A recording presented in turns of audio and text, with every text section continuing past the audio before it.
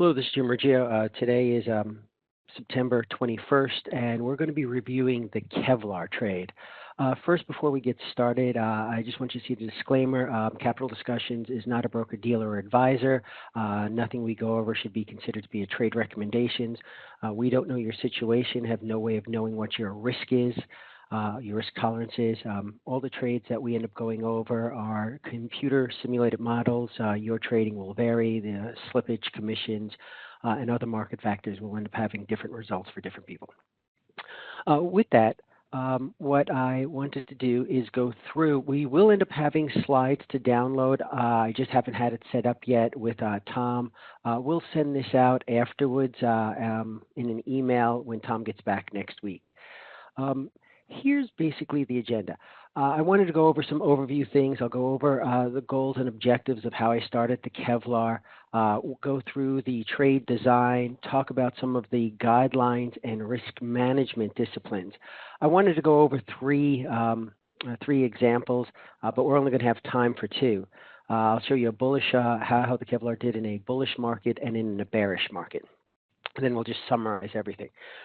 First of all, okay, your trades, okay, should end up having to match your goals, your objectives, your style, your methodology. They really must match who you were. You know, back in the 90s, when I was a partner at PwC and I was trading .com stuff, you know, I needed fast, right? I wasn't happy unless I was traveling, you know, at Mach 2 with my hair on fire. That was, you know, the way I felt that I needed in trading it, who I was. What I found out now that you know, it's 20 years later, I've gotten a little bit slower, hopefully a little bit wiser. I still don't like to be wrong, okay, but I've learned how to admit that I'm wrong. I've also accepted the fact that you know, I'm at a different place in my life, and I'm probably more like this guy, you know, some old geezer sitting on a rocket chair, clinging to his piggy bank. I try to end up keeping my trades, okay, to end up matching where I am in my life. It doesn't mean that you can end up having your style change. As a matter of fact, it has to. I don't think if you're trying to trade to someone who you're not, it's just not going to end up working. You know, so what are my goals these days? To try to make money without having to leave, okay, this chair. I want to be able to end up having a lot less stress in the way I end up trading. I want to be able to trade where I feel that, you know, I have real advantage. Before we start on going through everything, if you're looking for the perfect set of rules to follow, you know, you might as well turn off this WebEx now. There is no holy grail. There is no perfect set of rules. There is no easy button. But for those of us who have tried to spend, you know, a decade or more trying to master these skills, or anyone who has mastered them, I don't know of a better investing opportunity in the world. Okay. Having said that, I clearly laid out what my objectives were when I ended up putting together the rules for the Kevlar. Kevlar was a trade that I started about 7 years ago. And it has morphed over the years. I've always tried to keep the gamma as minimal as possible. You know, the first rule is try to make sure that you manage your losers. I try to keep my losers underneath 5%. So far, I've achieved that. That doesn't mean that I'll achieve it in the future. I also think about where have I lost money in the past? Excuse me. And usually it was because I was a combination of gamma kicking my butt, meaning that the further we dropped, okay, my Greeks got worse and worse and worse. And also being a long theta, short vega trader, I've been in iron condors, okay, back in 2008 that just simply kicked my butt. So in my whole design, I've learned to fear the downside a lot more than I fear the upside. And one of the things that I wanted to end up doing in my trades is that I know that it's a lot easier to end up managing if the market moves up, and it's more difficult to end up managing a lot of these options trades, okay, if you're a short gamma trader or a long theta trader. So I wanted to have my T+0 line negatively sloped. It gave me a lot more opportunities to be able to do more robust risk management. The second priority was to make money when possible. Be smart, not piggish.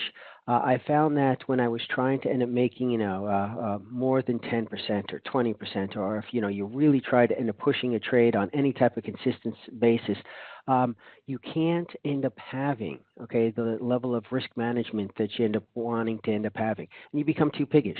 I also didn't want to make this too difficult. I know that I could end up putting these trades using weekly starting, 2.5 months out, but I didn't, right? I do one trade on the monthly expiration, trying to stick to 25-point strikes where possible. Why? It's easier. It's simpler. It means that I don't have to end up leaving my rocking chair unless I need to. I don't want to end up having to make more than one or two adjustments. I don't want to spend time staring at my P&L. Notice I say, monitoring the trade. I didn't say doing what if analysis or working to end up understanding the trade. I meant, but that you can do at any time, right? The markets don't have to be open for you to end up. You get to do that whenever you want. Monitoring a trade is you're staring at what's going on right now to decide, okay, what I need to end up doing. So those were my objectives. Okay. When I take a look at the design principles of what I was trying to accomplish, the first thing you needed to end up doing is understanding the markets you're in, focus on the risk, eliminate all the noise. The other big thing that I ended up spending a lot of time on was understanding how implied volatility ended up affecting my trades, how the difference in IV between different strikes, which is known as put skew, or how it changed, how implied volatility changed with time. Anthony, this was something that you ended up bringing up before. I also ended up learning how to end up modeling known risk events versus unknown risk events. Known risk events, things like earnings for an individual stock, a Fed announcement, which we happen to have in a few hours. These are things that are built into the options probability models. It's not like we're saying, shh, don't tell anybody. The Fed is making an announcement in a couple of hours. Everybody knows, right? So it's not like you know something that the market doesn't know. Unknown risks are a lot different. We don't know what the future holds. We don't know what could end up happening. So there's different types of modeling, and you have to end up taking that into account when you're looking at how you design your trades. Also, it's a big difference about how you want to trade. If you're going to trade in the last week of expiration, that's moving like that skier. You're doing, 80 miles an hour, your hair's on fire, you're playing the game at just top speed. You want to end up playing the game slower, get in much earlier, get in, 2.5 months before a trade's before expiration date. Work to get out of it, with a month left to end up going. And here's probably the most important thing in terms of my environment, okay, that I've ended up learning, okay, is that just because you think that you have this great trade that you've back tested, and it works absolutely fantastic in this condition, market condition, that market conditions. Market conditions change. Okay, they change as soon as the algos and the machine learning and the high frequency trading guys find out what's working.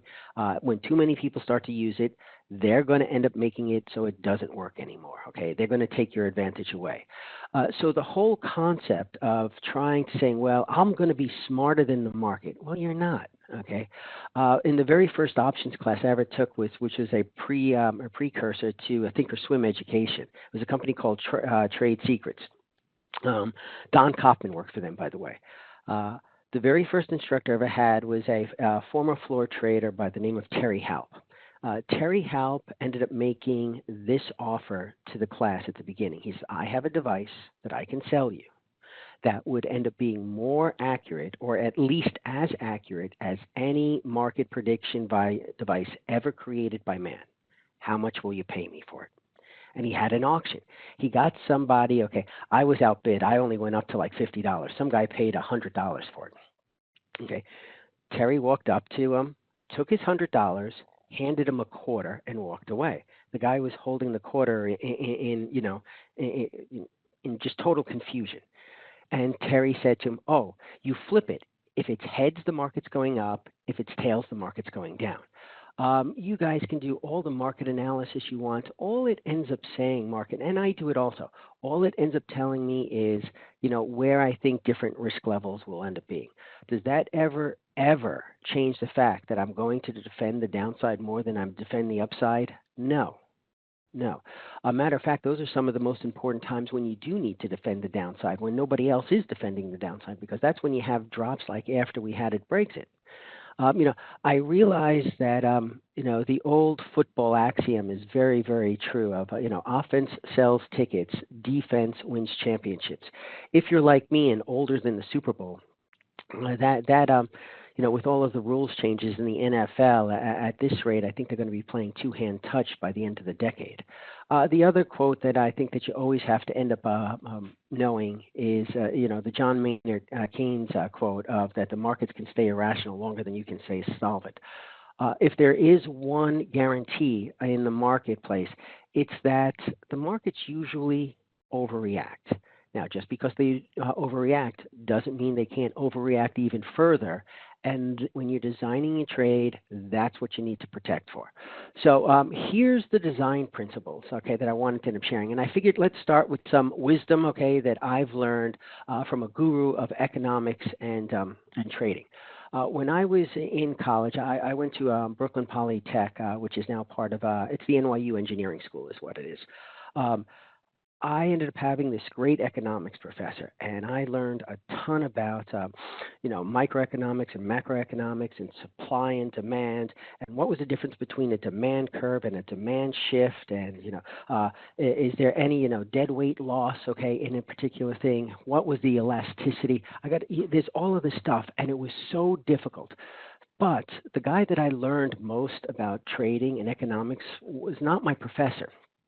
It was from the street vendor who sold umbrellas and sunglasses outside my college, right? He only sold two things. He sold these two things, and that was it. He had two signs with big magic markers written on them. One said $5 and one said $2. And I remember going into my economics class one day, and it was sunny out, and I looked out, and the sunglasses were $5 and the umbrellas were $2. After 3 hours of listening about elasticity, okay, and demand curve formulas, I walked out, and it had just started to rain, right? I mean, it was cloudy, and the first drops were coming down. The street vendor was still there. Do you know what he did? He took his sign for the $5 sunglasses and the $2 umbrellas, and he just switched the signs. Okay, I got it. It was a demand shift. Okay, it made perfect sense. Okay, so when I'm trading, okay, and I'm looking at this, okay, how do I end up buying $2 umbrellas and not $5 umbrellas? So important. And I know what ends up happening, right? Everybody does this huge back test and you say, well, if this happens, then I'm going to do this, and then this happens, I'm going to do that. The problem is that you can't account for what every single IV at every single strike, what the put skew is going to look like, what the term structure is going to look like, what the different IV levels are going to end up being at, and what they're going to end up morphing to over time. Okay, so this whole concept of just back testing versus actually trading, you have to end up trading to really end up learning. The great American philosopher, Yogi Berra, once said, in theory, there is no difference between theory and practice. In practice, there is. I also think he caught for this baseball team up in the Bronx, and might have, I think they might have won 26 world championships last century, but I don't remember. Design principles. Okay, you need to clearly define what your edge is. If you don't know what your edge is, stop, because you're doing nothing but gambling. Okay, I thought long and hard about what my edge was, and I had edge for a long time, and it wasn't until I think that my trading really picked up probably a couple of years ago. I always knew that I needed to sell more premium at higher IVs than I buy. Okay, if I end up selling more premium at higher IVs than I buy with good risk management, I know I have a statistical edge. Okay, I also ended up built the trade, the Kevlar trade, so that my biggest risk, okay, is behind where my biggest profit zone is. So my biggest risk is if the market's down 30%, 40%. Well, I've built it so you have to go through my profit zone, right? My profit zone gets to be really, really big at 5 and maybe even 10% down. You have to go through that profit zone before you're going to end up getting to take, a chunk of my money away. In the end, I learned to play better defense. I want to win championships. I don't want to have these stellar, results where people end up showing these amazing trades, Here's probably the two biggest things that I've learned over the last, 5 years or so. I'm not smarter than the market, and I've learned how to say I'm wrong, and I act on it. I think too many times, I was an engineer by training. Both my undergraduate and my graduate degrees are both in engineering. And I think as engineers or a lot of other professions, whether you're a doctor or a lawyer, we've become so accustomed to being right like 99.99% of the time in our jobs because we have to end up being. That doesn't happen in trading. Okay, and the sooner you realize that, and the sooner you realize that you're not going to be perfect, there is no perfect trade, you're not smarter to the market, and you learn how to react on that, the better trader you'll become. I also ended up finding that I think like almost every human being on the planet, make better decisions when I'm not under a huge amount of stress. If the market is down 5% and my trade is up 5 or 10%, I make a lot better decision than if the market's down 5% and I'm down 10 or 15%. Okay, by setting the trades up and giving myself the opportunity to be in better positions in times of market stress, I know that my trades are more in harmony with who I am as a person. And instead of paying, $5 or even $2 for umbrellas, I've learned how to end up buying them from the manufacturer for 50 cents. Okay, so it's really important for me to end up setting these things up. When it comes down to how I end up wanting to set up these trades, it's all about managing my risk, managing my T plus 0 line and my T plus 7-day line. The reason why I know that this was so important was because I don't care exactly where my Greeks are today. I care a lot more about how they're going to morph over the next week. The great hockey player Wayne Gretzky, when asked, how he was able to just have so many assists and so many goals, he one time said, "I skate to where the puck is going to be, not where it is now." Right? And you need to learn how to, and this is what I've done in the Kevlar, learn how to end up managing your Greeks to where they're going to end up being. How do I like to start? I like to start with my delta slightly negative. I want my gamma as close to 0 as possible. Extra kudos if I can get it to be positive, which I can sometimes.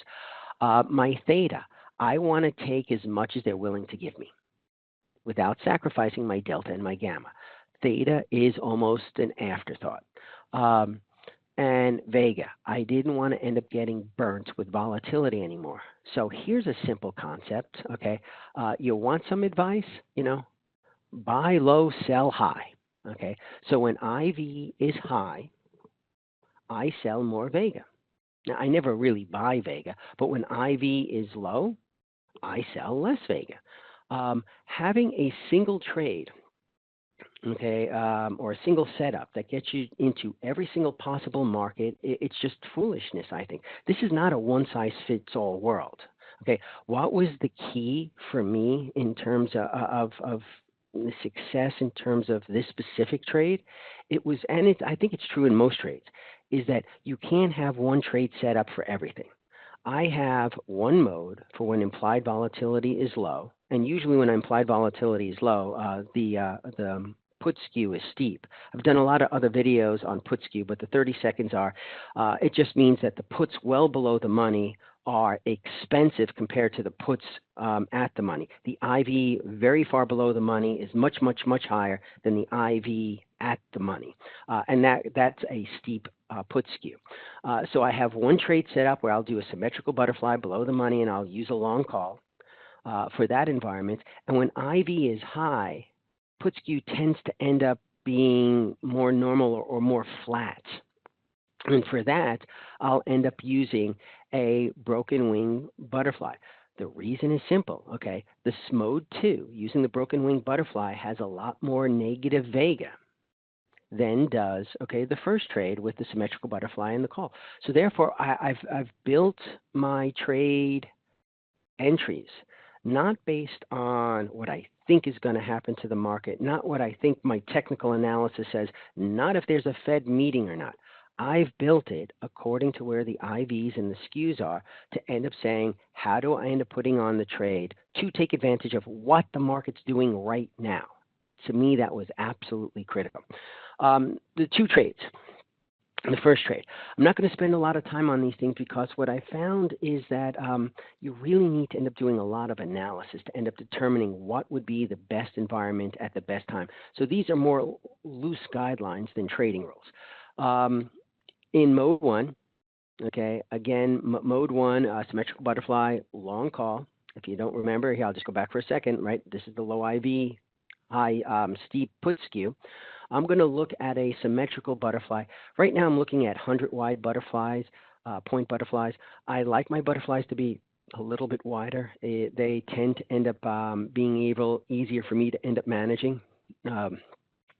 The right wing of the butterfly usually starts with the 10 to the pyramid so that the current market's in the bottom half of the right wing.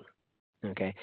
Sometimes I might start it at the long strike. Sometimes I might start it halfway up the tent or halfway up the pyramid in between the long strikes of the upper put or the upper call and the short center strikes. The lower wing is usually 100 points. Depending on how many calls I'll buy, if I'm only buying one call, I'll do 5 to 12 butterflies. If I'm doing 2 calls, I can do maybe 10 to 24 butterflies. I'm going to buy a put. So many people ask me, Jim, what delta put do you end up having? So I put up a number so to answer your question.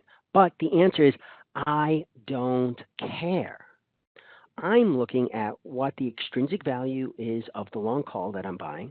I'm taking a look at how much, theta I'm going to be paying for this, and how much vega will I end up being able to end up making if the market comes back down towards me and vega goes up. Now, the vega dollars that I end up making, right, the dollars I make based on increased volatility, right, I'll call those vega dollars that I make. They're going to end up being pale in comparison to the delta dollars that I'm losing when the market comes down. But all I'm trying to do is offset, right, where my loss of my call is going to end up being. Where do I end up entering? This is another one that I guess, and another one is, I don't care much about this one either. I don't want to play when the game is too short. I'll start looking at 90 days. I usually will never get in before 80 days. Have I gotten in, at as little as 40 days? Yes, I think the lowest I've done here might have been 43 days. But I'm really looking for when is price attractive. The concept of saying, what is the best day to start? The best time to start is 73 days before the trade. That is curve fitting at its peak. I mean, you're taking a look at a model and you're saying, well, in the past, this is when this trade has ended up being the best to end up entering. How do you know?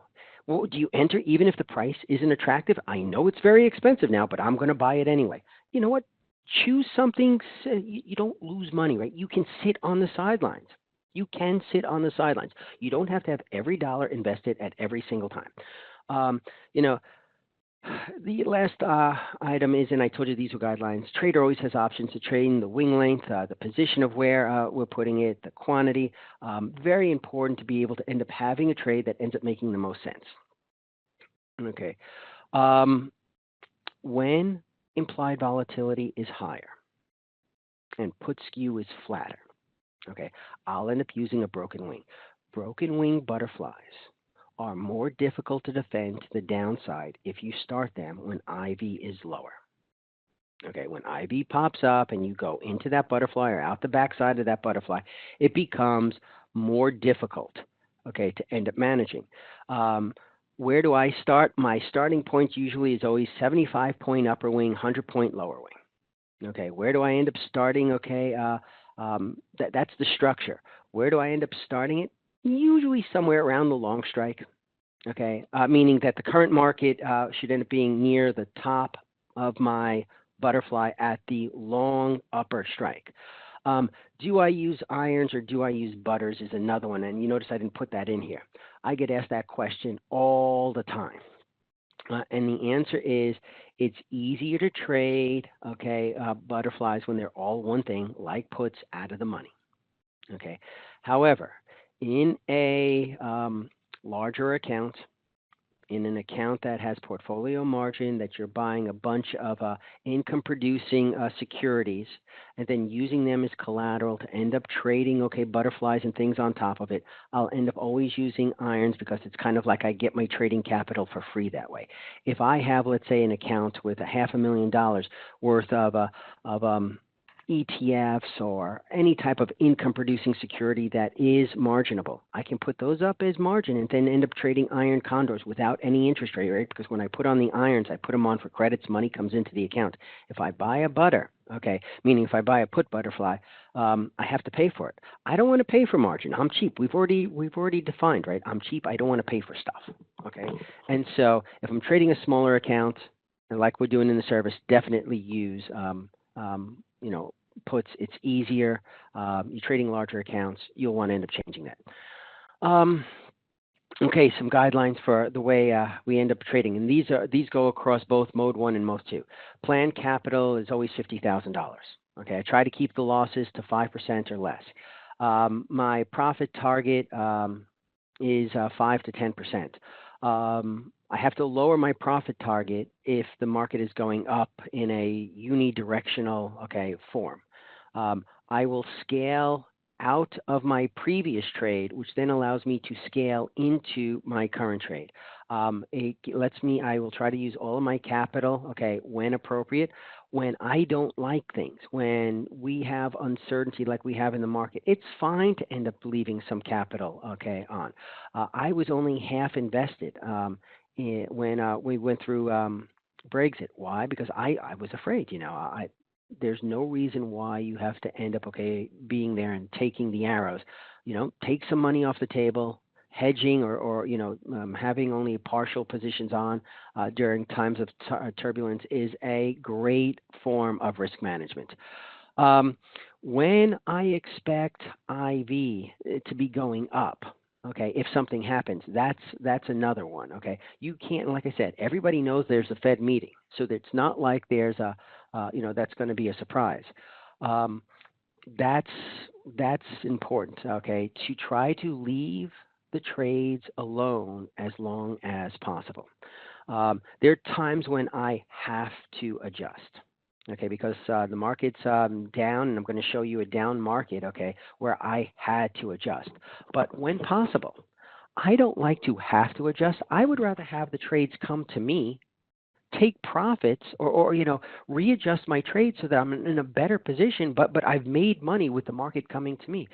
Every strategy that I've seen for retail type traders, starting from the first environment when I ended up joining Sheridan many years ago, to all of the other strategies that I've seen, they're usually trying to collect as much data as possible, and then once you get out of some mystical, magical zone, then you're supposed to end up acting immediately and then buying whatever structure, vertical, put, or whatever you need to end up correcting your deltas, and magically everything was going to be okay. The problem is I used to end up doing that, and my timing sometimes would be terrible. It would seem almost like the market would know, wait a second, the market's going down, it's going down. Don't buy it yet. We're waiting for Jim to buy his put. Okay, I got his put order. Okay, now the market can bounce. Right? I don't know if that ever happened to you, but that's the way it felt. So what I found that it was a lot easier, and my risk management was much more robust when I ended up leaving it slightly negative to start. And you'll see in the trade that my T+0 line becomes more negative as the trade goes on in most cases. And I'll wait. I'll harvest profits once the market comes to me. If I need to end up adjusting, I will. But what I've built this Kevlar to do is to have time on my side, which is an incredibly difficult thing to do when you think about it, right? What are we doing? We're selling volatility. We're collecting premium. We're long theta traders. How can you be a long theta trader and have time on your side? I did that to the best of my ability with this trade, and you'll end up seeing how we did this. The other thing is that I tried to end up getting out of trades. Yeah, there have been times when I've only gotten out at 8 days, and I'll show you one. Okay, when I think it might have been 9 or 10 days when we got out. I like to get out with 30 days. It's not possible all the time, but I want to be out of a trade as quickly as I can be, okay, after I have my profit. Some guidelines that I just wanted to end up going through again also. You need to make sure that as you're going in this and you have all of your trade rules, you have all your ducks in a row, so to speak. The first thing is that if the market price, okay, gets above my tent, right, above my butterfly, and it's out there for a while, I need to end up rolling up part or all of my butterfly. How do I do that? I look at everything. I look at broken wing condors. I'll look at butterflies. I'll look at buying put verticals. I'll look at buying a bullish vertical, which would be selling a put vertical or buying a call vertical. I will look at putting on like buying an iron condor, where I would buy a call spread and buy a put spread at the bottom to take off some of the risk. Okay. On the downside, okay, you'll see the same type of thing, right? If you're outside, okay, your tent, once you're in the lower half, once you pass the center of your strike, you need to start to end up looking. Some people will wait till you get completely out of the tent. Once I get into the lower half of my tent, the hair on the back of my neck is standing up, and I need to end up managing that. I will tell you that mode 2, okay, symmetrical butterfly with a long call, is easier, okay, to defend than a broken wing butterfly. And that is because mode 2 carries much, much, much less negative vega. These are the types of things that you need to end up knowing. When I'm making adjustments, I don't end up making these all or nothing adjustments. Okay, what you'll see is that I end up making them rather slowly. Even if I have to take off a butterfly and roll it down, it's not like I do these, one thing where I'm hugely bearish to one side and then bullish to the other. I try to make them as slow as possible. I realize that my Greeks will change as time passes, as IV changes, as skew changes. In the trade, what you'll see is that my Greeks tend to end up growing more negatively as time passes.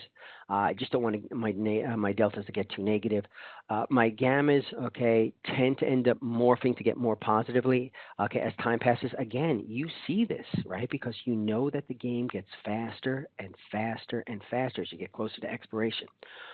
Protecting short gamma is probably one of the most important things that you can do in any trade that you have.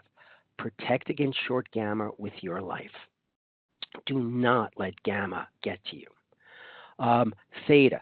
So many people think about, oh, I'm going to collect as much theta as possible. What do you think, that theta is free? The market makers are just giving it away?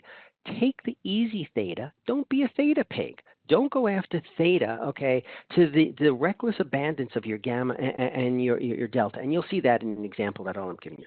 The last thing is that some of the deepest scars that I have on my back from trading are when I've gotten burnt by Vega. Okay, I've learned that instead of being short Vega all the time, adjust your Vega, and I'll show you how I end up doing that going into trades. Here's one of the absolute things that I always live by. I will always sacrifice theta for a smaller, more manageable delta, okay, and less of a negative gamma. Positive gammas are like, they're just, the icing on the cake. As time passes, I need to learn how to incorporate how these Greeks are going to end up changing into where my trade is going to be in a week. I need to end up keeping control of my margin. A lot of times I'll use uneven winged or broken winged condors or butterflies to end up lifting up one side. Okay, and the other thing is buy back cheap verticals when you're adjusting to reduce your margin and reduce your risk. Okay, we're ready for some trade examples. I didn't know how to pick my trades. So, I hate guys that sell, okay, here are my trades, and look how great I've done. So what I've done is I'm going to show you my worst performing trade in a bearish market, and I'm going to show you my worst performing trade in a bullish market. I thought that was the fairest way to end up doing things. If we take a look at my February expiration, I got in the trade on the 8th. Okay, of December. I was on it until almost the bottom of the market in January 14th. During that time, from those days, these are not the exact prices that I got into, but I got into the trade on the day when it was up at 2070. The S&P was at 2070, and it went down to 1900. It dropped 170 points in 37 days, or 8.2%. I think that qualifies as a bit of a bearish, environment. Once we were down there, and it settled out by the middle of February or early February, we found a bottom. We started to end up moving up from February 19th to April 11th. The market had gone up some 7.6%. These are the environments that I'm showing you. Okay, so this way you end up knowing. This is the February market. You can see what ended up happening. This was really difficult, by the way, because on other charts that I've shared, with my group, we passed some resistance level here. We tried to pass it. So when we came up here at this level, I actually adjusted up just in time for this huge rundown. Okay, could not have been worse. Okay, for this trade, it was just a relentless bear, a relentless bull market that just was very, very hard. And I'm sorry, I did not end up changing that. I should have changed it. That was a bullish market, obviously. How did we do? Right? Instead of keeping you for suspense, in the February expiration, we ended up making over 5.5%. In the April trade, although it was a battle and I was down most of the trade, in the end, because we had time on our side, I was able to wait for just a couple of days. When the market leveled out, one day pulled back a tad, I was able to end up getting out for a profit. Okay, let's go through, these trades. Started on the 8th. Okay, the prices is what Tom ended up taking out of option view. So I don't know how accurate they are. They're going to be close. You can end up seeing here, one of the things that ended up happening was that when I got in on the 8th, I was relatively comfortable, that, my trade looked good. I'm going to start at, somewhat negative delta. But on the 8th, if you end up taking a look at the trade, it wasn't like we were in any kind of trouble, going up or down. So it was pretty much a neutral trade. I couldn't decide whether to start with mode 1 or mode 2. So I did a combo. I did 10 butterflies. My call wing, and this time I did use irons. In the beginning I was trading it as if it was my own account, and I know that made it more difficult for folks. But I had a 100-point upper wing and a 110-point lower wing, and I bought one call. I ended up having my gamma was actually positive. Do I care that my delta is a little bit more negative? Not if my gamma is positive. I don't. I think that we're in absolutely great position. And I'm sorry about the chat. It's hard for me to end up doing both right now. I will end up getting back to the chat later on. This is what the graph looked like. So I did nothing, right? I did nothing until that market went down and it went back up, as I showed you, and we ended up breaking through a major resistance level that had held on the previous bounce. And I was able to end up doing this practically at the very top. If you go and take a look at that price, and I know that Tom got this one right because I looked at it, I almost picked the perfect time, to roll this trade up. You can end up seeing that I ended up reducing my negative deltas. I got about it stuff. I gave back a little bit of my positive gamma. I still have gamma. I reduced it. I was just in great shape, right? I am just so smart because I know that it's the end of December. We have the January effect going up, and without question, there's no question about it. The market's going higher, well above the 2080 that we're currently at. So here's the way I ended up adjusting. I ended up having the butterfly on. I rolled up my short, right? You can see right here. I ended up rolling up the center strike. And you can also see here that I ended up rolling up my lowest put. So I rolled up the calls 25 points, and I rolled up the puts 10 points. You'll see me do that a lot. I don't use symmetrical irons iron condors or regular condors or butterflies when I'm adjusting. I usually will always use ones to be able. So I move this line up a little bit here. I move this line up, okay, 25 points. I only move the bottom line up 20, so I'm in good shape, right? I still have room to the bottom, but everything is looking much better right now. 1 week later. Okay, 1 week later, and this I know that we have the price a little bit off because that was the price at the middle of the day. What I ended up realizing that after we had gone up, right, and if I take you back, right, we had gone up from 2080, we've now lost 100 points. Not only was I wrong, but I was really wrong. Okay, so what's the first thing I do? Okay, let's don't do anything, okay, because, maybe it's just a pullback. We're now at a support level. We're probably going to find our support and we're going to bounce. So don't do anything crazy. Let's just take the adjustment that we put on off. I ended up losing $4.50 on the adjustment, but, hey, I've learned. I was wrong. I acted. I'm in better shape. I've reduced my deltas. I didn't go crazy on them. I flattened them out. My gamma, okay, is still negative here because of where we are, but so it's more important for me to control my theta. But boy, oh boy, did I get my theta to end up looking good. Okay, I'm still up money even though I made mistakes. All right, so everything is good.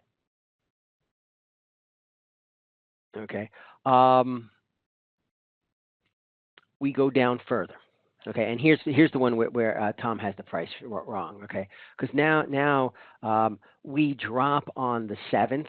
Okay, the market opens up around 1985, and it closes or it hits a low of about 1940. Okay, so a really, really bad, ugly day. This was the opening price. The butterfly is not defendable anymore. We need to cut and roll down. So I close the Condor, right? This is what we ended up looking at, right? I'm looking at the edge of the precipice over here. To me, I don't wait until, it comes back here and maybe it'll end up, okay, we're halfway down. I've given it time. I've been patient. It's time to act. What do I end up doing? I cut it and then I open up a new one. Little bit different structure. Still not sure, okay, which way it would be best, but I'm going to make it a little bit smaller. Here, my calls on the upside are only 75 points wide, not 100 like they originally were, and the puts on the downside are 100.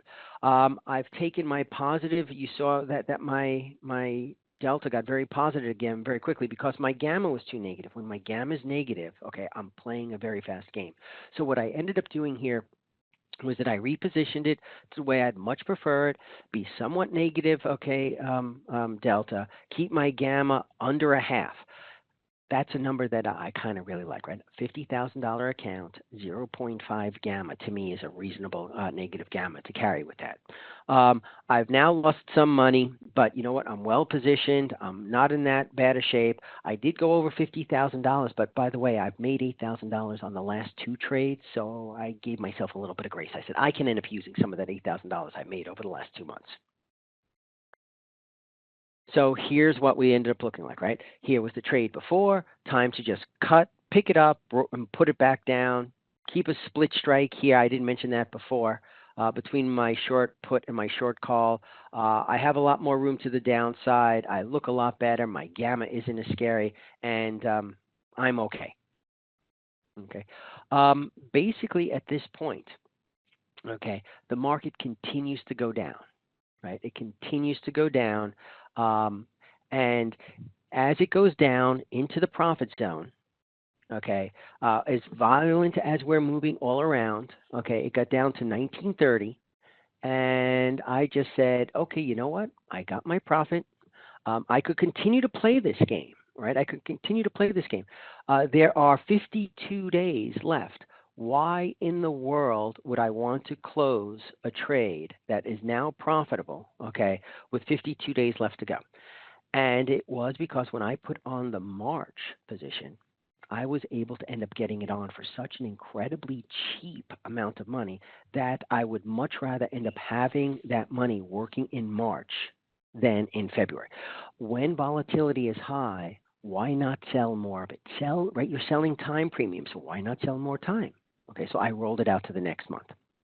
Okay, that was the bearish trade. Bearish trades aren't the most difficult to manage. The most difficult, and you always have to know where your weakness is, right? My biggest risk, as I mentioned to you before, my biggest risk is if we wake up and we end up waking up, and everybody always loves to say this, if we wake up like in 1987, that Black Monday, 22% down. No, that's where we finished. We opened up, okay, less than 9% down. Okay, so my biggest risk is that if we end up, okay, gapping down and I can't act quickly enough, that's where my real risk is. What you're going to end up seeing is the second biggest risk that I end up having, and this one's small compared to that, right? I don't think that I have to worry too much about gaps down to 15 or 20%, but I do have to worry a lot more about these grind 'em up bullish markets. You remember seeing the chart. This April expiration was just a pure grind up. We start the trade because we've already been moving up off of our bottom. We start our trade because IV is a little bit lower at this point. It's come down somewhat, but more importantly, okay, the skew is still steep. So therefore, what I'm going to do is I'm going to end up using a 75-point upper wing, 100-point lower wing, set up very small gamma, nice amount of theta, 56 days to expiration. Things have been looking good. Here, oops, don't know what happened. That wasn't good. I just crashed. Sorry about that. I need to end up starting it up again. And let me come over to here.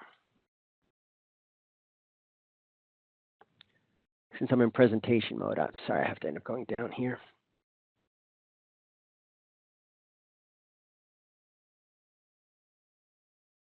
Oh, no, it didn't save all my changes either. Guys, I'm going to have to end up hitting pause right now because my bearish example, I don't have to end up showing you. So give me 1 second.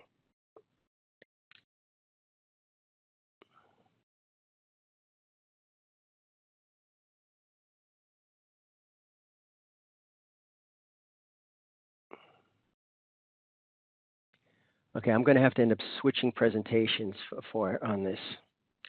I can't believe I didn't hit send. Tom had given me everything. And I'm going to have to come over here.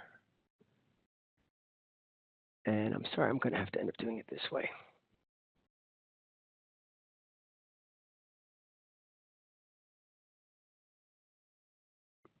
Microsoft products on an Apple machine. Serves me right, doesn't it?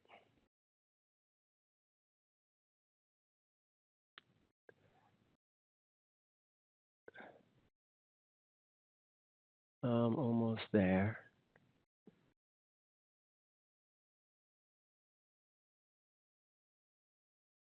Okay, let me come over to here. It was nice Microsoft wanted to end up doing updates for me. Okay. Sorry about that. Okay, we're back. So here is the April expiration trade that we ended up having. I'm going to come back over to here. Okay. This was the trade where we were. Okay, and this is what the environment looked like. Okay, you can end up seeing that we're in a pretty decent shape. I like this trade where we are.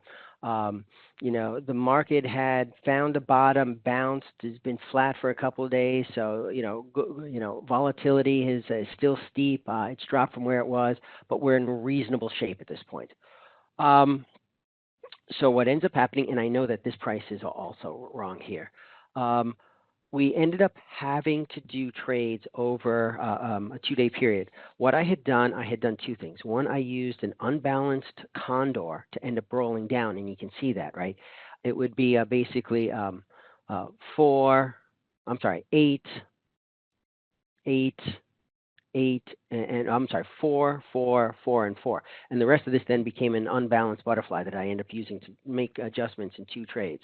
But the bottom line on here was that I was able to end up getting my deltas from being so negative because I'm out to the right of the tent. I ended up being able to end up rolling up and being able to end up still controlling my gamma, and by doing this roll, okay, this multi-legged roll that I had done. And this is not letting me do it, so I have to click from here. So you can see what I did was that I basically really shortened how high my butterfly was over here. All right, I gave up a lot of this, and I rolled it up to start to build another one to the upside. You can see that the market's here. I'm still not going above the market, right? I'm not trying to shoot the market above it. I'm going to end up basically just, I'm going to tail the market. I'm going to stay behind the market, and I'm going to wait for it to end up pulling back, because after it's run up so much like it has, I mean, we started this trade, okay, at the bottom, okay, when we ended up starting this trade. It was like at 1915, a little bit higher when we put it on here. And the markets just keep grinding up. And I know it's got to pull back. It's not going to end up running more than the 40 or 50 or 60 points that it's run, right? So it's got to pull back. And when it does, we're going to end up being in great shape. And it continues to run up. Okay. My deltas don't look horrible because where my structure is. Okay, but what does look horrible is my P&L. Okay, the P&L has all of the trading commissions and everything beforehand. As the market ended up going, I think this is more of a option view thing where we were down quite that much. I don't remember being down over 5%. I was down 4% and change. Not that it's a huge deal, but you can see what we end up doing here is that we basically, again, nothing crazy. I adjusted my deltas by selling a butterfly on the bottom, right? It wasn't anything. It's the first part of an adjustment. You can end up seeing what we end up doing here by taking that. I also reduce risk. I ended up not hurting, okay, my theta that much, and I was able to end up getting my deltas under control and still kept my gamma relatively small. Okay, basically what I ended up doing was that I sold a butterfly here, and you can see by selling the butterfly here, I flattened out my expiration graph, but I didn't touch the shape of my upper butterfly. That's still in good shape. It's a tweak. It's nothing crazy. Look at what I did here, though. I took my expiration loss and I brought my expiration loss up reasonably. So by taking my expiration loss up, that means from now until the end of the trade, my theta will not be that bad. So I can sit out here for a long, long time just waiting for the market to come back. Do you remember when I told you as options traders, we always have to sacrifice time because that's what we're selling? Look at what I've done here. I've actually put time on my side because I can sit and I can wait for the butterfly to wait for the market to come back into my butterfly.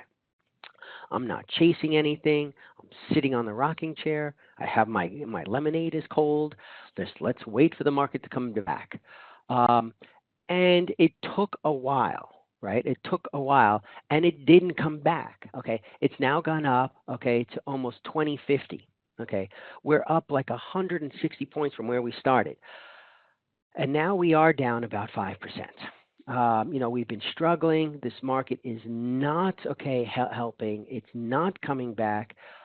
So I have about a month. I have 4 weeks left to go. It's a Friday, and the market's not looking weak at all. Okay, so what do I do? It's time to cut and roll again. So I have to close this butterfly. Okay, and then I have to end up putting on a new one. By the way, look at how much smaller I've put the new one on. Okay, I've taken a lot of the risk off the table. Now, this I love this one, by the way. I got emails, okay, from people saying, Jim, I don't get this. Okay, I don't get this. How could you take off the trade that you took off was 28 and change negative delta, and the new trade you put on is 28, and what's the difference? It's all the difference of the world. You're looking where the puck is, not where the puck is going to be. Okay, I'm looking at where the puck's going to be. How do I know that? My gamma is not that bad at minus zero point 0.6. It was positive before, but it didn't help me. All of that only helped me if the market came back. I wasn't collecting any theta. My theta was just about gone. Okay, and so I needed to collect more theta and still have a reasonable position. What did it look like? It looked like the standard old butterflies that I would end up putting, broken wing butterflies I put on. Again, I'm going to end up just showing you so that I didn't go over. It's easier to see here. This one's smaller. This one is 50 points on the upside, 70 points, 75 points on the downside. Why? Implied volatility is much smaller. 2, I have 28 days left to go. Jim, with the IV this low, why did you put on a broken wing? Because I couldn't get on a Kevlar that had a long call. I had to put too much money in it. Okay, I had to put too much risk, okay, in doing that, unless I was going to end up dropping down to SPYs for everybody. And I didn't want to end up, I tried to do that in the beginning, do an SPY trade for smaller folks. And I said, no, let me stick with the SPX contracts. Let me end up making this so it's reasonable. Okay, so that's the trade. I still have, instead of having my comfortable 40, 50, 60 points to the downside, now I'm down to a measly 40 points, 40 to 50 points before I start to get myself in trouble. But I only have 28 days left to go. So I'm still waiting for that market to pull back a little bit. Give me some time here. And it doesn't. We go from 2040 to 2070. Okay. This market is really becoming a pain in the butt. Okay, I mean, it's just grind them up, grind them up, grind them up. For those of you who are on my service, you guys heard me bitch every single day. When is this market going to pull back? It was kind of like trying to stand on a beach ball, okay, in your pool. Every time you try to get it down, it would just keep popping up to the surface and then go higher. Time to end up adjusting. Okay, so here's what I ended up doing. This one was I need to end up catching up. I need to make some theta. I need to make it quickly. I don't want to end up having, too much. Tom got the wrong margin number in here, by the way. I don't want to have too much. So I basically took off the upper half of my butterfly and I rolled it higher. You can see, right? I sold this put vertical, right? And I sold this call vertical. So I used an iron condor. How did it end up looking in the graph? I basically took the butterfly and I shifted it out, shorter wing here. Again, nothing radical in the change of my deltas, but I gave up, why do I need to have, so much negative deltas for so long, right? This is my gamma, okay? I don't need to end up making this much money back here. We're going to have to end up getting more theta. Well, what do I end up doing? Okay, let's wait for a pullback. If we can end up, finding a range. Otherwise, we're looking at this, 3 to 5% loss in this horrific, relentless bull market that just won't freaking stop. But I'm going to, you don't change strategies halfway through. You dance with who brung you, as the old expression goes. Okay, I'm a negative delta trader. I want my T plus 0 line to be negatively sloped. It sloped a little bit more negative than I wanted to. So what do I end up doing? I wait. Finally, enough time passes. Okay, the market ends up going up a little bit higher, but then ends up pulling back into the zone. Okay, and my P&L becomes profitable. Okay, I gave it a day or two. I thought maybe I could collect some more. I said, you know what? We have enough. It's 11 days, okay, and this was the shortest time. I said, I don't want to play this game anymore. Let's take our ball. Let's take our measly few pennies that we made, and let's go home to fight another day. And that's what it looked like. Okay. That was the trade. What I have to end up doing now is you have to give me 1 second because I have to switch back to my presentation, which I don't know if I end up having. I have a little bit of it, not a lot, because I crashed. Okay, Kevlar Summary. Okay, and I'm going to go over to another PC so I can actually see your chat if you guys want to end up having questions here. We've been trading this now we're in our 12th month. Two of our trades are still open. 10 are closed in the books. Of those 10, we are 10 and 0 at this point. We haven't had a losing trade yet. Our gains have averaged just under 6.5%. We're up 64% since we started this on our closed trades. I don't have profit targets for you, of factors, Sortino ratios, expectancy. I don't have enough data to be able to calculate that. You need to have at least one loser before you can do any of those calculations. So we'll get those things up hopefully in a long, long time, but I'm sure it'll be a lot sooner than I would like. Here's what the performance page or the history page looks like on the service. Okay, you can end up seeing, okay, on the dates, okay, when we entered, okay, how many, when we exited, how many days are in the trade. The only thing I trade is just a Kevlar strategy on the SPX. Is it boring? Yes. I'll take boring, okay, with performance any day of the week. You can see I only use the monthlies. I never use the weeklies. I try to stick to 25-point strikes when possible. I always can't. I plan on using the whole $50,000 every single trade. Most of the times I stay under it. I do leak over it once in a while by a few dollars, but only if I've made enough profits, okay, previously to be able to end up doing that. Whenever I quote performance, it is always on the account. I plan on using the whole account. I have the whole account. So when people end up saying, "Oh my God, look at this butterfly that you currently have, Jim, that's up 16%." No, it's not. It's up $500. It's up 1%. Okay, I'm just not using the capital yet. And so to me, that becomes really important. What I'll end up doing now is that, and I'm sorry, you know what? When I ended up having to restart, guys, I ended up losing all of my questions. We're going to end up getting a sheet for you, a sales sheet for you guys to end up going to. Tom just hasn't set it up yet. Let me come over here and take a look at the chat.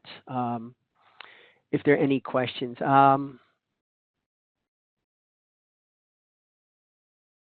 Are the wing widths okay in regard to the SPX?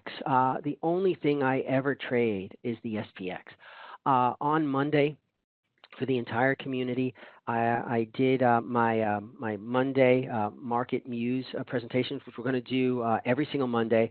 We're just trying to finalize the time. I had been doing it at 10 o'clock. That's a conflict for Tom, so we're going to end up moving it to the afternoon I think in a couple of weeks. One of the things I went through is how to end up getting SPX options filled if you're ever having problems. Another question is, would I please comment, okay, on what I was considering IV high enough for a mode 2? The answer is it kind of depends. I will always look at my vol skew, and you guys have seen me. I use the vol skew that I helped with at EAB Investment Group. They're the ex-Goldman guys that do hedging. What I try to end up doing is that I will end up looking at where the put volatilities. What do I care most about? I care most about where I'm going to be selling stuff. I'm going to be looking at put vols down at the the 30, the 20, 30 deltas compared to where they are at the money and above the money. I use a set of strikes. As I've said in the forums, I can't share those because they're EAB considers them confidential, but you should use what makes sense for you. Look at what strikes you end up using. I'll look at all of that stuff. Okay, and I will always measure it in terms of standard deviation over the last year. To me, that's what's most important. The IV rank percentage is a good thing to see how high your IV is on any particular stock that you might trade. That's available on Thinkorswim and on Tasty Trade, by the way. But it only gives you 30-day IV. I'm trading 60 and 75-day IV, so I need to know what 60 and 75-day IV look like. And it gives you no reference to what skew looks like at all. One of the big challenges is that skew, when I just showed you this here, got very flat, okay, compared to the way it was. That was a big difference than, say, in Brexit, where it actually got steeper. Okay, so that's why I say, you can end up checking different things, but you have to know all the different components that will end up affecting your trade. And once you do, you won't end up you will not end up being able to backtest for every single scenario. Other questions here. I commented on that. Scalability of trade or lack thereof. Bob, I'm trading monthly contracts on the SPX at 25-point strikes. I know guys that end up trading similar type stuff and do 35,000 butterflies. I'm trading 5 to 10. Scalability probably can't run more than $150 million in it. Okay. What do I consider a huge move down? I don't know. The 8%, okay, that we came down wasn't huge, but it was nasty. More than 10%, 20%. And it also ends up mattering on what time it takes and how the volatility ends up moving. Okay. You start getting a. Here, you want to know what I consider a huge move down? I consider a huge move down, okay, the one that I traded, okay, options, and I knew exactly where we were, and I can tell you how painful it was. In a 2.5 week period, I watched the VIX go from under 13 to 89.5. The market plummeted, okay, like 20% during that time. Of course, I'm talking about the fall of 2008. Okay, that was horrendous. Okay, that was probably the most difficult time. Second most difficult time, which isn't even close that I was trading options, was during the debt ceiling crisis in late August of 2011. Those are my benchmarks for when things get ugly. The Kevlar service, did I also mention to reduce exposure to Brexit? Yes, I did. What I'm going to be doing for my members, if you want to end up you can end up getting on the website, sign up as a trial member. What I'll do at some point during the next 15 days is that I will end up going over Brexit for our members, and you can end up going there.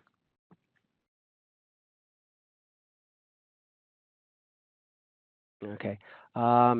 Somebody said that you guys lost audio. I hope you didn't lose audio. All right, can you guys hear me? Right? I think I'm okay now. I think I was okay. Let me come back over here because I just have to get my chat back. Okay. That was it. Questions, okay, about what delta level do I determine, okay, that I end up using in my butterfly up or down? Again, I don't care so much about the delta levels. You saw the delta levels that were on here. For those of you who remember, you can end up just rewinding and seeing, okay, what I ended up using. I don't know, my delta's minus 20, minus 30, minus 40. Okay, I'm okay with, but I care a lot more about what my gammas look like, and even that doesn't make a difference to me. I care what my T+0 line looks like. Okay, down 40 or 50 points. If that looks good, deltas almost don't matter. Okay, of course, the deltas have to be negative for you to get there. What's slightly negative? I don't know. More than 0, less than, or smaller than say minus 50 in this situation. It's going to end up being in that range. Is there a metric to watch? The metric to end up watching is understanding your trade well enough so that you can see and do what-if analysis. What happens if the market goes down 50 points and volatility, okay, and the VIX jumps 10 points? Do you want to end up also taking a look at what happens if skew gets flatter?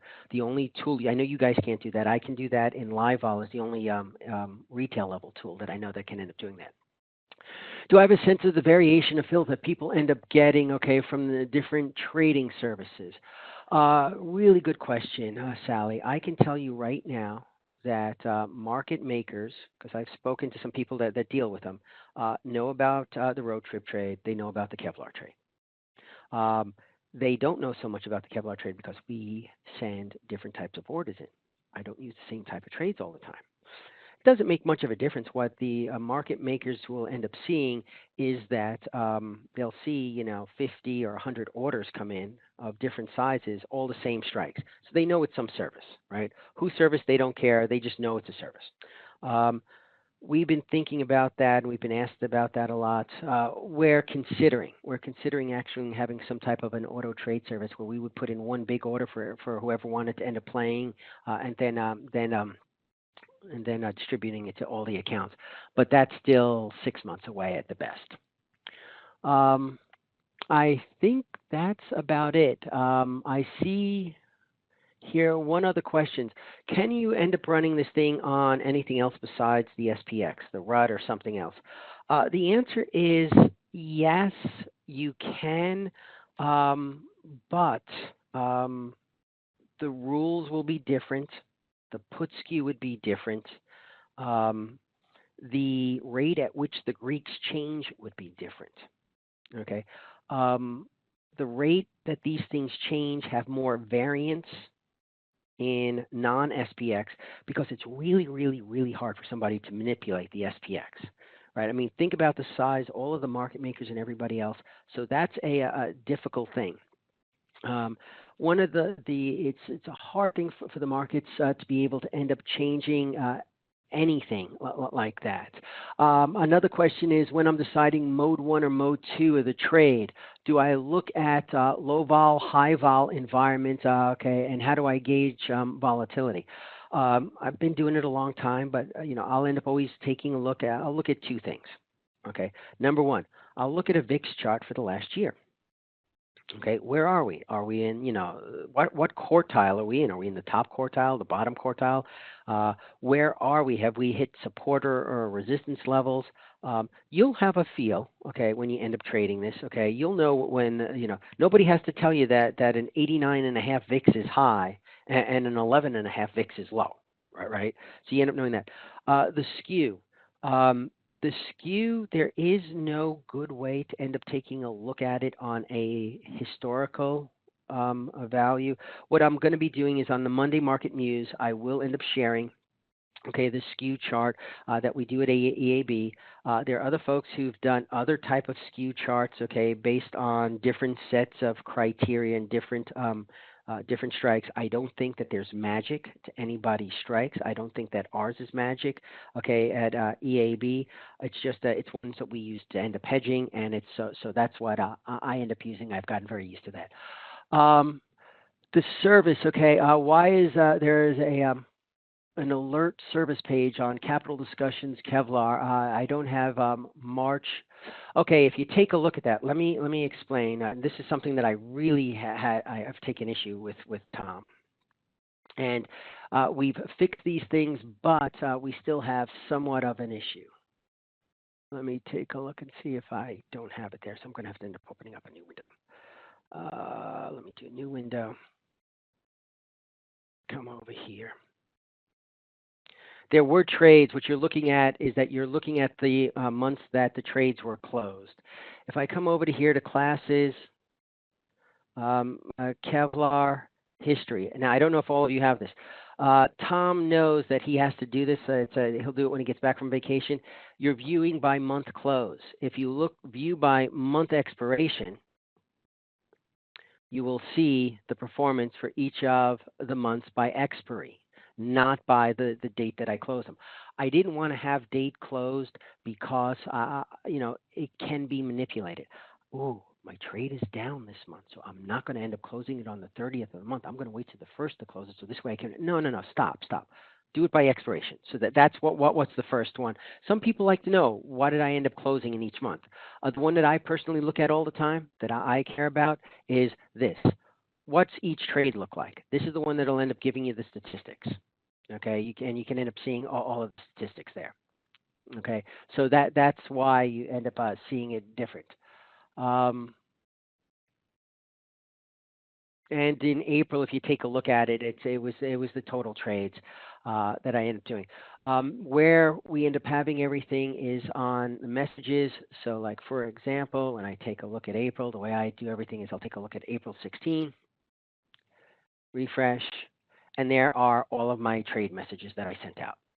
Okay, so you can end up seeing this.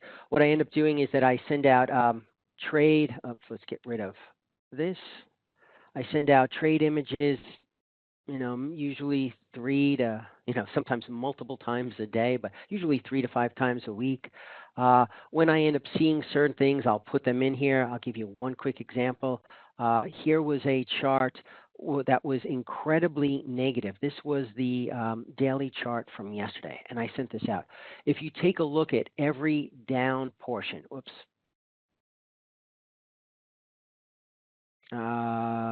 sorry, I messed that up. Let me hit refresh. If you take a look at every single down portion, okay, that we ended up having, the selling, you had increased in volume. Okay, you take a look at the selling, you had an increase in volume. You take a look at this, you had an increase in volume, you had an increase in volume. The only thing that happened when we went up is that volume ended up getting lower. What happened? Okay, whenever there was an increase in volume, the market was down, the market was down, the market was down here. The only positive thing that ended up happening is at the very, very last tick, the VIX ended up getting lower. So I'll end up saying things like that, okay, as part of the service. But usually what I'll end up doing is stuff like this. This was a useless graph. This happens sometimes, think or swim, and I'll end up telling you when the Greeks are wrong. Again, if I come over here, let me show you something that's a little bit better. Here was what my graph looked like now, or a couple of days ago. I ended up opening up a November trade, so I'll end up talking about how I end up doing it. When I end up, I'll end up doing weekly WebExes, okay, and you can end up seeing that back over here. I'll do weekly WebExes. What you end up getting in the service, by the way, that will be, when Tom gets back, that will be the place where you'll be able to end up getting, okay, all the information on the Kevlar trade, kevlartrade.com. But you'll see what I trade, why I traded, how I traded. You'll get real-time messages if I'm going to end up doing anything in terms of text messages. It'll end up including all of the SPX trades, adjustments, exits in the messages. You'll also end up getting the trade messages, the chats, okay, that come to me, weekly updates I try to do on videos every week. And then after I close a trade, I'll end up recording. I have not recorded, okay, the Brexit one yet. I was waiting actually to do that so that if anybody wanted to end up signing up, you'll end up having that. I'll do that next week. And with that, I don't see any other, I do have a couple of other questions, sorry. The other questions are, do I use toss or one or option view? Okay. The answer is, I don't care. Use what's best for you. Okay. I was one of Thinkorswim's first 100 clients.